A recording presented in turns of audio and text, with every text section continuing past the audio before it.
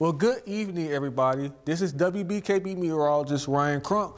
I hope you all having a good evening so far. I hope you enjoyed the 60s, 70s, and 80s that we saw this week, because we may not see the 70s and 80s for quite some time, guys. Maybe even to next year, as a major cold front is coming through the area, and it's going to turn our winds around to the northwest and bring us much cooler air going into this weekend and even through most of next week. We'll talk about that in just a second. But first, I want to talk about the tropics. And yes, we have post-tropical storm Philippe.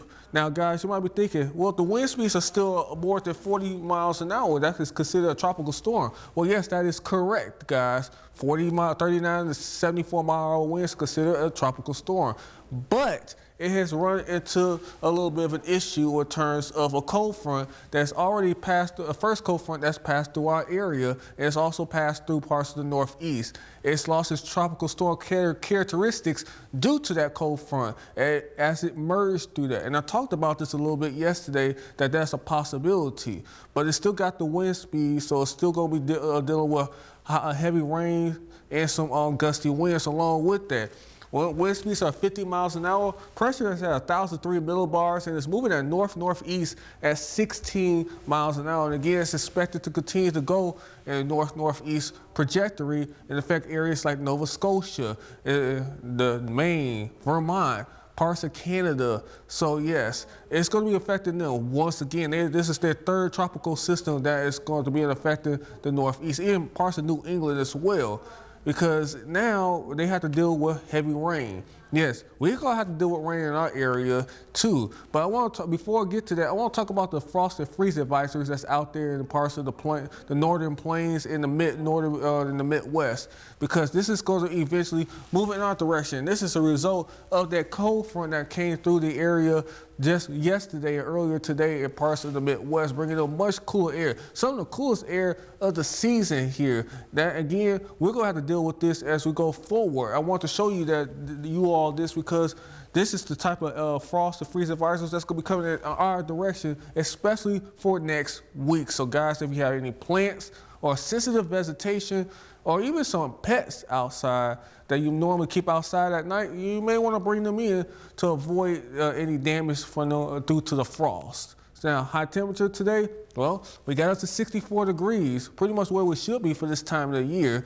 86 being the record high and 22 being the record low for this time of the year. Well, guys, enjoy them, because there's changes on the way.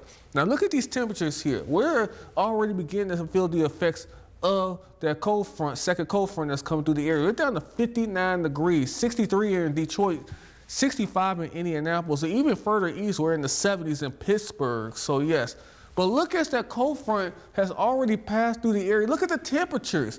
48 in Marquette, 47 in Duluth. Bismarck is already at 49, 51 in Chicago, 51 in Green Bay. This is the air mass that is coming in our direction.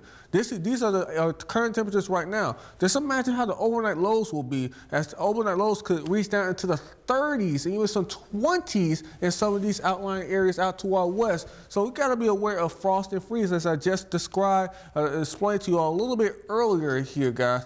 The biggest reason, our winds are going to come around from the southwest, going to turn around to the northwest. And you notice that here. And it's going to be quite gusty as well, where wind gusts as high as 20 to 25 miles an hour in some of our areas here. So guys, with that, it could create a windshield in some of our spots, making it feel much colder than it actually is. Now tonight, it's going to be cloudy and with some rain or some rain showers in the area, a little bit breezy as well. Well, low temperatures around 41 degrees. Feels like it's going to feel like it's 37 in some spots. Even some outlying areas could get down into the 30s. With winds coming out of the west-southwest at 10 to 15 miles an hour. Of course, the rain chances are going to be pretty high, but we're not going to pick up a whole lot of rain in terms of that. So yes, good news there. We can really use the rain, but we're not going to get very much of it. That's the thing right there. But it's all associated with this low pressure system and the second cold front that's going to be moved through our area,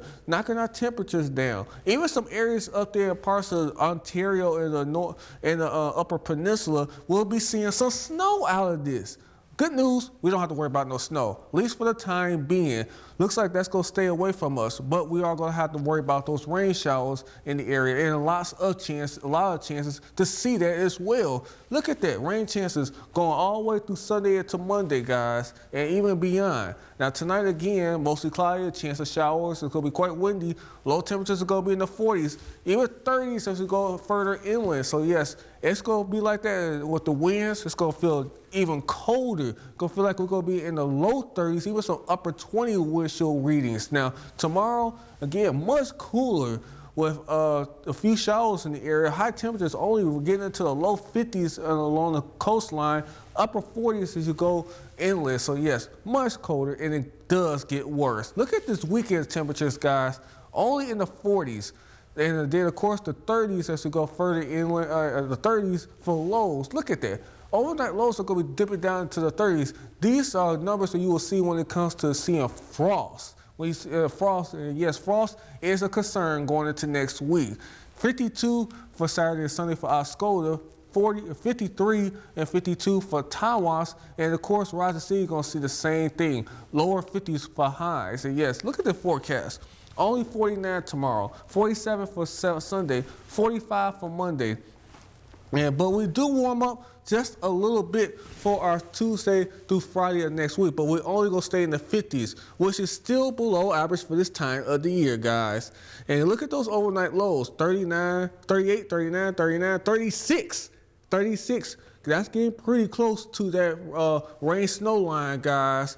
So yes, we got to be aware of frost. No snow. That's good news there. Keep that away if you ask me.